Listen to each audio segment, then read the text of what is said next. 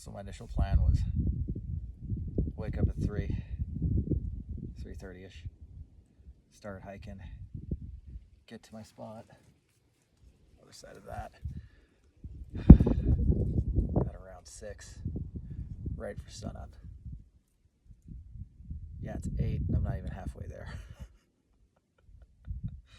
Oh, how sad. I think I saw a bobcat. That's pretty cool.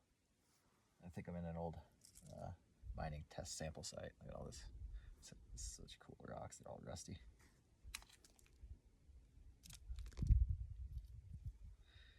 Anyways, still got to go up there.